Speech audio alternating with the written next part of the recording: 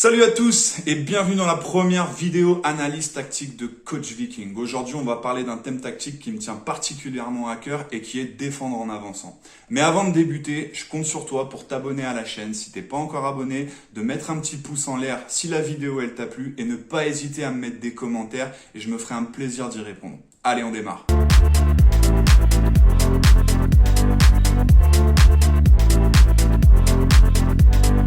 Alors défendre en avançant, concrètement c'est quoi? C'est quand ton bloc équipe en non-possession du ballon est capable d'avancer sur le porteur pour réduire les espaces et mettre un maximum d'intensité pour récupérer le ballon. Défendre en avançant, c'est pas qu'une capacité collective, c'est aussi une capacité individuelle et tu vas devoir travailler avec tes joueurs pour leur apprendre à sortir sur le porteur et défendre en avançant. La première chose, c'est de sortir avec beaucoup d'intensité et surtout ne jamais se jeter, mais toujours avancer pour forcer le porteur du ballon à jouer. Ça sera rarement le premier joueur qui va sortir qui récupérera le ballon. Mais si derrière, tu as un bloc qui est bien organisé, compact, avec des coéquipiers qui couvrent, c'est à ce moment-là où tu pourras sortir dessus et récupérer le ballon. Aujourd'hui, que ça soit dans le foot amateur ou dans le foot professionnel, les joueurs ils vont de plus en plus vite. Et comme je le dis souvent à mes joueurs, si on donne ce que les adversaires veulent, c'est-à-dire de la recherche d'espace et de temps pour jouer, alors il sera très compliqué de les arrêter.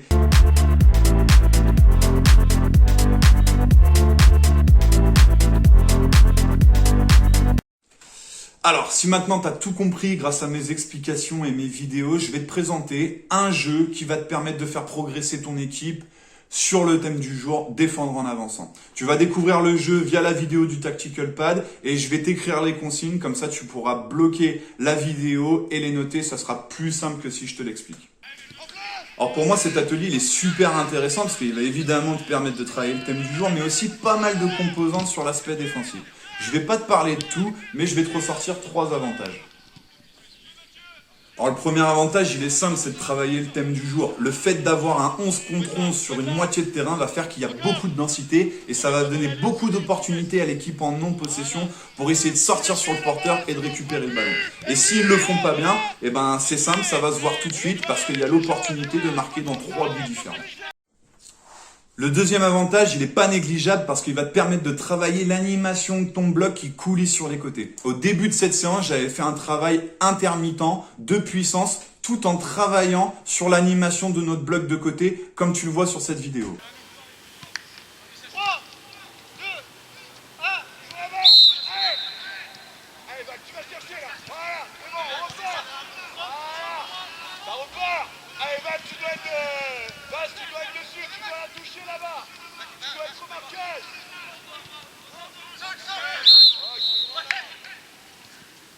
Chacun doit atteindre ses objectifs. Les numéros 8 là-bas, comme là, ils sont libres. Quand ils viennent serrer, faites le 10. Ils doivent toucher. 4, 3, 2, 1. Là-bas, touchez sur le championnat. Après, c'est à toi de toucher là. Allez, tu y vas. Léo, ça va, là-bas. Voilà. Là, c'est bon. Allez, ça resserre. Ok. D'ailleurs, si une vidéo t'intéresse sur de la préparation physique intégrée dans le monde amateur quand on a 2 ou 3 séances dans la semaine, n'hésite pas à me l'écrire dans les petits commentaires en dessous et si je vois qu'il y a de la demande, je peux te faire ça rapidement.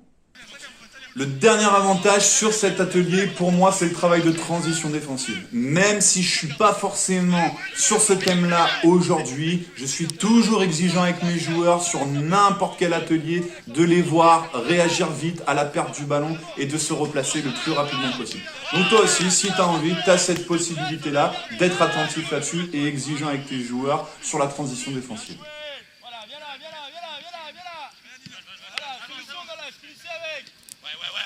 Ouais, mon gars.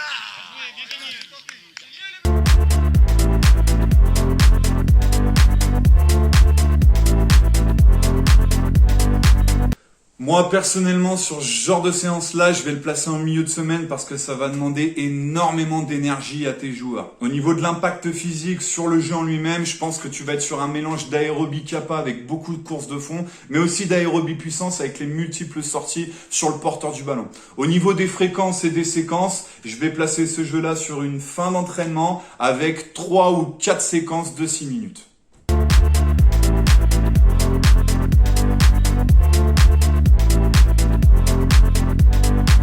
2 petits conseils pour terminer. Le premier, sûrement le plus important avant de vouloir défendre en avançant, il est très important de fixer avec tes joueurs une hauteur de bloc. Ça sera impossible de récupérer le ballon si t'as pas un bloc compact, solidaire et qui avance ensemble dans la même direction. Tu peux être haut, tu peux être bloc médian, tu peux être bloc bas, peu importe, mais il faut que tout le monde travaille dans le même sens. Deuxième petit conseil pour terminer, défendre en avançant, c'est la capacité de laisser le porteur du ballon dos au jeu. Aujourd'hui, on a beaucoup de joueurs qui avancent, qui sortent avec intensité et qui s'arrêtent à 1 ou 2 mètres du porteur et qui laissent la possibilité de jouer. Non, ça c'est pas défendre en avançant. Attention quand même, il y a certains joueurs, que ça soit dans le monde pro, je pense à Verratti ou à Busquets, ou aussi dans le monde amateur, j'en ai vu, qui sont capables de jouer sous pression. Dans ces cas-là, faudra pas forcément chercher à récupérer le ballon parce que eux, ils sont capables de le garder, mais juste de sortir dessus avec intensité pour les forcer à jouer et les pousser à la faute.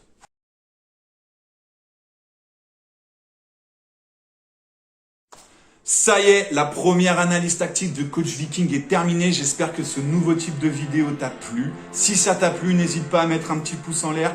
Abonne-toi à la chaîne, c'est super important. Et surtout, n'hésite pas à m'écrire des petits commentaires pour me dire ce que tu en as pensé. C'est super important pour moi et ça va me permettre de construire les prochaines vidéos. Et pour te quitter, je vais te mettre quelques extraits de mes anciennes équipes ou de mon équipe actuelle pour te montrer un petit peu ce que c'est défendre en avançant. Et n'oublie pas, dans le football, il n'y a pas de certitude, il n'y a que des opportunités. Je te laisse sur une Philippe Risoli. Ciao!